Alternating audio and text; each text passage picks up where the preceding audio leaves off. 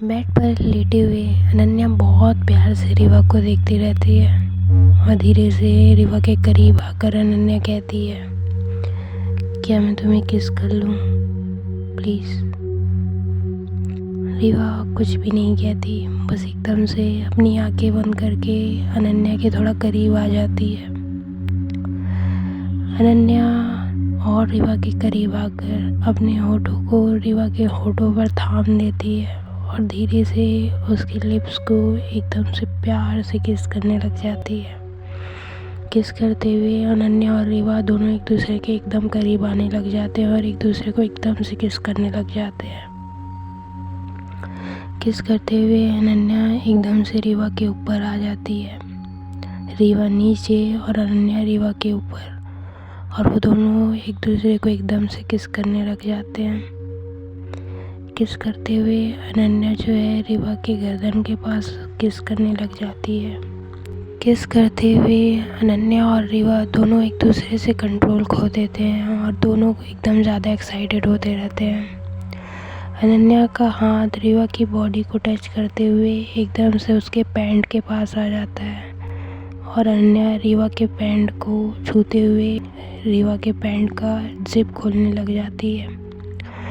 जैसे ही अनन्या एकदम से रिवा के पैंट का जिप खोलने ही वाली रहती है तो रिवा एकदम से अनन्या का हाथ पकड़ लेती है और अनन्या और रिवा दोनों एक दूसरे को देखते हैं और रिवा एकदम से अनन्या को अपने ऊपर से हटा देती है। अनन्या थोड़ी अनकंफर्टेबल हो जाती है और कहती, सॉरी, क्या हो गया Riva, I am really sorry, क्या हो गया। रिवा कुछ नहीं कहती, अपना ड्रेस ठीक करती है और एकदम से बिना कुछ कहे हुए रूम से बाहर चली जाती है। अनन्या सोचती है कि मैंने ऐसा क्या कर दिया, कहीं उसको कुछ गलत तो फील नहीं हो गया, मुझे ऐसा नहीं करना चाहिए था। अनन्या एकदम से सोचने लग जाती है, फिर एकदम से उठकर वो भी रिवा के पीछे जाती है। रिवा रूम से बाहर निकलकर छत की तरफ जाने लग जाती है, तभी अनन्या देखती है और वो भी रिवा के पीछे जाती है। रिवा छत में जाकर एकदम अंधेरी जगह पर जाकर खड़ी हो जाती है। अनन्या उसके पीछे जाती है और एकदम नर्वस होते हुए उसके पास जाती है। रिवा अकेली खड़ी रहती है और एकदम गुमसुम से कुछ सोचती रहती है। तभी अनन्या उसके पास जाती है और जाकर उसके बगल में खड़ी हो जाती है और रिवा की तरफ देखते हुए कहती है, सॉरी रिवा, प्लीज़ तुम ऐसे रिएक्ट मत करो, मुझसे गलती हो गई, मुझे ऐसा बिहेव नहीं करना चाहिए था। तभी रिवा अनन्या की तरफ देखती है। अनन्या को बहुत ज़्यादा गिल्ट फील होते रहता है, फिर भी रिवा कुछ नहीं कहती। अनन्या रिवा की तरफ देखती है और कहती है कि मुझे तुमसे प्यार है और सच में मैं तुमसे बहुत प्यार करती हूँ। पता नहीं मुझसे ये कैसे हो गया, मैं ये सब नहीं करना चाहती थी, बिना तुम्हारी परमिशन के मैं कभी तुम्हें टच भी नहीं करना चाहती, पर मुझसे ये गलती हो गई। रिवा प्लीज़ कुछ तो कहो। रिवा अनन्या की तरफ देखती है और कहती है कि I love you too Ananya, मैं भी तुमसे बहुत प्यार करती हूँ, पर मैं अभी इन सब के लिए रेडी नहीं हूँ। ऐसा कहते हुए फिर एकदम से अनन्या से नज़रें फेर लेती है। अनन्या कहती है कि आई अंडरस्टैंड, तुम जो भी बोल रही हो मुझे सब पता है और मैं कभी भी तुमको इन सब चीज़ के लिए फोर्स नहीं करने वाली, मुझसे गलती हो गई, मैं बस तुम्हें किस करने वाली थी, उससे ज़्यादा कुछ नहीं, बट पता नहीं वो सारी चीज़ें कैसे हो गई। रिवा प्लीज़, अगर तुम्हें ये सारी चीज़ें नहीं पसंद है तो आई प्रॉमिस मैं कभी तुम्हें टच नहीं करूँगी, but I want you in my life. मैं तुमसे बहुत प्यार करती हूँ और मुझे ये फिज़िकली चीज़ों की नीड नहीं है, मुझे तुम चाहिए, प्लीज़ मेरी बातों को समझो। अगर तुम कहोगी ना तो लाइफ टाइम में तुम्हें कभी टच नहीं करूँगी। रिवा एकदम से अनन्या की तरफ देखती है और कहती है कि मैं समझ रही हूँ, जो कुछ भी हुआ वो हम दोनों की मर्ज़ी से हुआ। मैं भी फिज़िकली इस रिलेशनशिप में इन्वॉल्व नहीं होना चाहती, मुझे थोड़ा टाइम चाहिए। अनन्या कहती है हाँ तुम्हें जितना टाइम चाहिए तुम ले सकती हो, मैं तुम्हें फोर्स थोड़ी कर रही हूँ किसी भी चीज़ के लिए। रीवा एकदम से अनन्या को गले लगा लेती है और अनन्या भी एकदम से रीवा को गले लगाती है। दोनों एक दूसरे को कंफर्टेबल कराने में लग जाते हैं। फिर अनन्या रीवा को कहती है कि तुम इन सब चीज़ के लिए बेफिक्र रहो, मैं कभी भी तुम्हें किसी भी चीज़ के लिए कभी फोर्स नहीं करने वाली। अगर तुम कहो तो मैं तुम्हें बिना टच किए भी इतना ही प्यार कर सकती हूँ। रीवा थोड़ा स्माइल करती है और थोड़ा इमोशनल होते हुए अनन्या की तरफ देखती है और कहती है तुमने सच ही तो कहा था कि मैं थोड़ी ओल्ड जनरेशन टाइप की हूँ, क्या तुम लॉन्ग टाइम तक मेरे साथ हैप्पी रह पाओगी? अनन्या कहती है कि अगर तुम्हारी खुशी इसी में है ना तो लॉन्ग टाइम तक भी या फिर लाइफ टाइम तक भी तुम मुझे कहोगी ना कि ऐसे ही रहना है तो मैं रहने के लिए तैयार हूँ, बस मुझे तुम चाहिए। रीवा कहती है मेरे इस डिसीज़न से कहीं हमारे बीच बाउंड्रीज ना आ जाए, कहीं मैं तुम्हें अपने आप से दूर तो नहीं कर रही ना। अनन्या कहती है ऐसा बिल्कुल भी नहीं है, और किसने कह दिया कि प्यार दिखाने के लिए फ़िज़िकली चीज़ें ज़रूरी है। मैं इमोशनली भी तुमसे अटैच हो सकती हूँ ना, मैं इस तरीके से भी तुम्हें प्यार जता सकती हूँ, इसके लिए हमें फ़िज़िकल होने की कोई ज़रूरत नहीं है। और वैसे भी तुम्हें टाइम चाहिए, तुमने कौन सा मुझे लाइफ टाइम के लिए मना कर दिया है। हम वेट करेंगे और सही टाइम में जब तुम्हारा मन करे जैसा भी करे तो मुझे कह सकती हो, मुझे कोई प्रॉब्लम नहीं है, बस तुम ज़्यादा मत सोचो इस बारे में।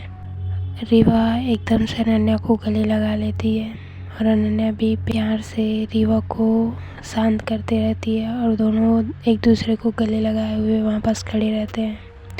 जब वो दोनों एक दूसरे में खोए रहते हैं तभी अचानक से एक टॉर्च का लाइट दोनों के ऊपर पड़ता है और नीचे से आवाज़ आता है कौन है छत पर, क्या कर रहे हो तुम दोनों, कौन है, ऐसा करके ज़ोर से आवाज़ आता है। तो अनन्या और रीवा दोनों घबरा जाते हैं। अनन्या एकदम से रीवा का हाथ पकड़ती है और कहती चलो यहाँ से, पता नहीं कौन है।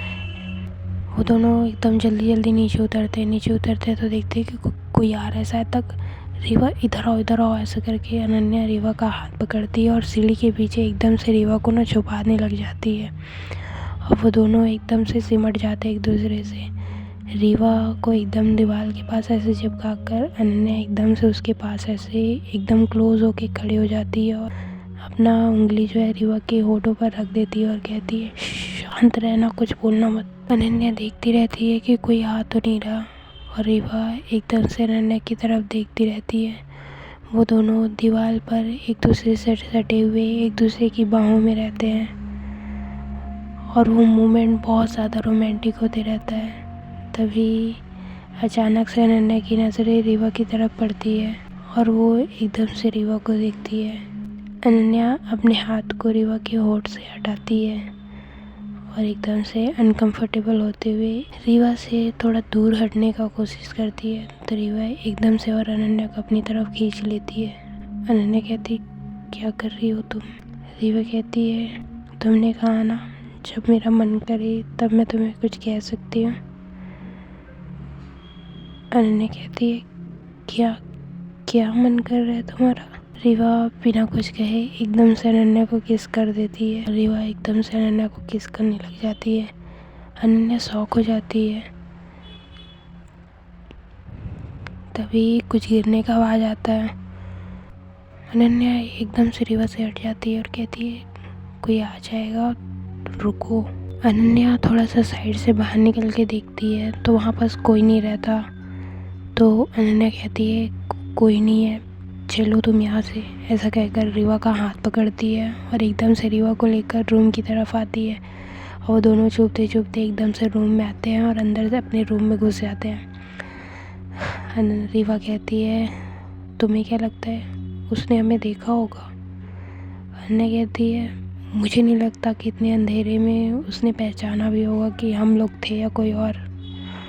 फिर भी अनन्या और रीवा थोड़ा घबराए रहते हैं, एक दूसरे से बात करते रहते हैं। तभी पीछे से वो बच्चा उठ जाता है और कहता है आप लोग मुझे छोड़कर कहाँ चले गए थे, मुझे डर लग रहा था। अभी अनन्या बच्चे के पास जाती है और कहती है नहीं नहीं, वो नीचे हम लोग पानी लेने गए थे।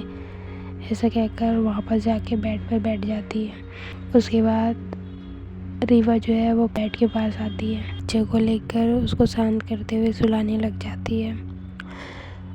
अनन्या साइड में बैठी रहती है और वो भी बेड पर लेट जाती है और रीवा की तरफ देखती रहती है और रीवा अनन्या की तरफ देखती रहती है।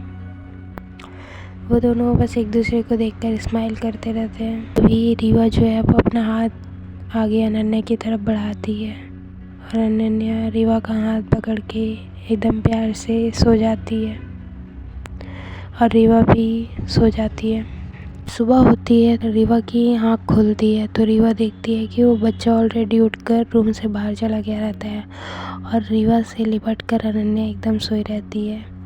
तभी रीवा एकदम प्यार से अनन्या के बालों में अपना हाथ फेरने लग जाती है और एकदम प्यार से उसको देखती रहती है। तभी अनन्या की आंखें खुलती है और वो रीवा को अपने पास देखकर बहुत ज़्यादा खुश होती है। वो दोनों एक दूसरे को देखकर स्माइल करते रहते हैं। फिर वो दोनों उठकर नीचे आते हैं। तभी देखते हैं कि ग्रुप में बहुत सारे लोग बैठे रहते हैं और बहुत सारी बातें चलती रहती है। तभी अनन्या और रीवा एक दूसरे में ऐसी मस्त बात करते रहते हैं। तब अनन्या की जब नज़र ग्रुप पे पड़ती है तो बोलती है लोग क्या बातें कर रहे हैं। ऐसा कहकर वो सिमरन से पूछती है। सिमरन कहती है पता नहीं दीदी, कल रात में छत में ना भैया ने किसी को देखा, 2 लोग थे, पता नहीं कुछ कर रहे थे शायद, तक बस उसी की बात चल रही है। तभी अनन्या एकदम से घबरा जाती है और एकदम से रीवा की तरफ देखती है और रीवा अनन्या की तरफ देखती है। वो दोनों एक दूसरे का शक्ल देखने लग जाते हैं। तब रीवा पूछती है तो उन दोनों का फेस नहीं देखा भैया ने?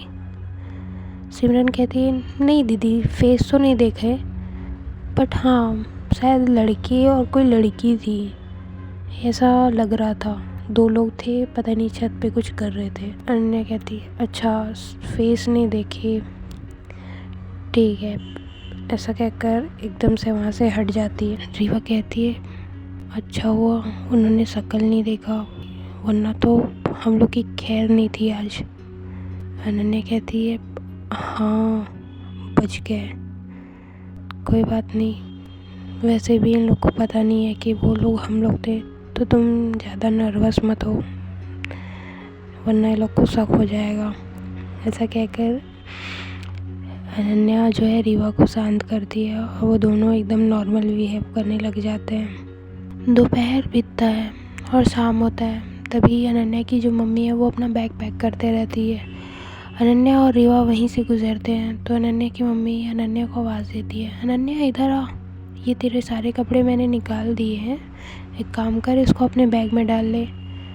तभी अनन्या कहती है क्यों, क्या हो गया? तो अनन्या की मम्मी कहती है क्यों क्या, कल घर जाना है, क्या यहीं रहेगी क्या? जा जा कपड़े रख ले, फिर कल लेट हो जाएगा जाने में। रीवा एकदम से अनन्या की तरफ देखती है और अनन्या रीवा की तरफ देखती है और वो दोनों एकदम से मायूस हो जाते हैं। अनन्या अपने कपड़े उठाती है और अपने बैग में अपने कपड़े डालने लग जाती है। तभी अनन्या की जो मम्मी रहती है वो रूम से बाहर चली जाती है और अनन्या अपने कपड़े अपने बैग में डालती रहती है। तभी रीवा एकदम से अनन्या को पीछे से हक कर लेती है।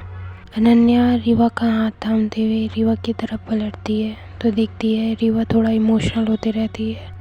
तभी अनन्या रीवा का चेहरा थामते हुए कहती है तुम रो रही हो? रीवा तुम रो रही हो क्या? अरे तो तुम ऐसा क्यों कर रही हो? रीवा कहती है कि तुम चली जाओगी। अनन्या कहती है कि जाना तो पड़ेगा ना, यहाँ लाइफ टाइम तक थोड़ी ना रुक सकते हैं, पर मैं तुम्हारे बिना कैसे रहूँगी अनन्या, मुझे तुम्हारी बहुत याद आएगी। रीवा मुझे भी तुम्हारी बहुत याद आएगी। पर क्या कर सकते हैं, जाना तो पड़ेगा ना। और वैसे भी 1 महीने की तो बात है, फिर तो तुम आ जाओगी मेरे पास दिल्ली।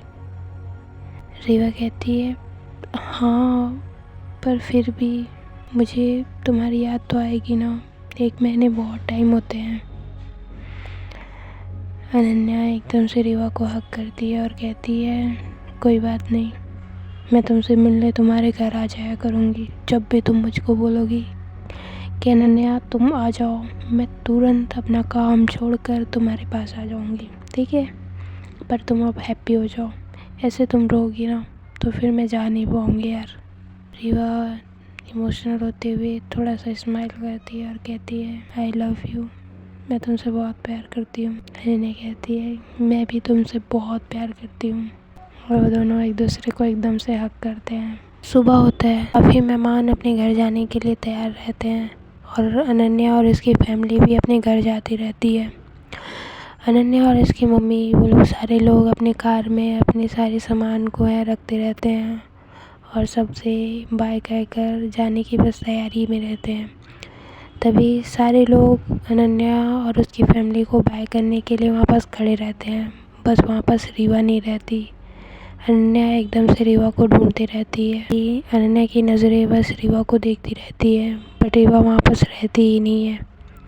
तभी अनन्या जो है वो घर के अंदर जाने लग जाती है, तो अनन्या की मम्मी कहती है तू फिर कहाँ अंदर जा रही है, ऐसे भी लेट हो रहा है, चल जल्दी। अनन्या कहती है हाँ बस मेरा सामान रह गया, मैं लेकर आती हूँ। ऐसा कहकर अनन्या जो है वो ऊपर रूम में जाती है तो देखती है कि रीवा वहाँ पास बैठी रहती है अकेले। अनन्या रीवा के पास जाती है और कहती है कि मैं जा रही हूँ, तुम मुझे बाय भी नहीं करने आओगी क्या।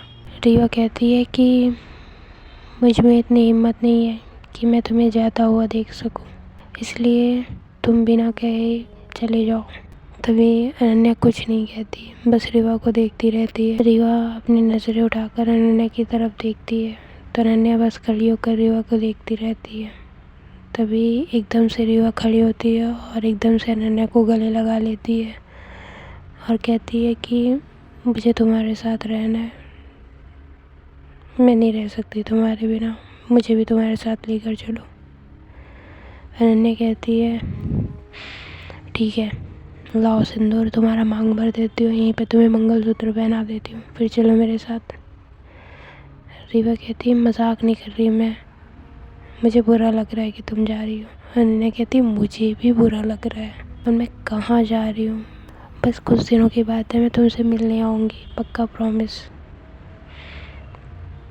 अब तो हंस कर बाय कर दो प्लीज़। तभी रीवा कहती है जाओ। और वो दोनों एकदम से एक दूसरे के करीब आते हैं। तभी अनन्या कहती है रीवा क्या मैं एक बार तुम्हें, ऐसा कहते हुए अनन्या एकदम से अपने आप को रोक लेती है और कहती है नहीं कुछ नहीं, ऐसा कहकर जाने लग जाती है। तो रीवा एकदम से अनन्या का हाथ पकड़ती है और कहती है अनन्या प्लीज़ मुझे किस करो एक बार। तभी अनन्या एकदम से रीवा की तरफ देखती है और बिना कुछ बोले, बिना एक सेकंड वेस्ट किए एकदम से अनन्या जो है रीवा को किस कर देती है और वो दोनों एकदम से एक दूसरे को किस करने लग जाते हैं। किस करने के बाद अनन्या कहती है मैं तुम्हें बहुत ज़्यादा मिस करूँगी, बहुत ज़्यादा।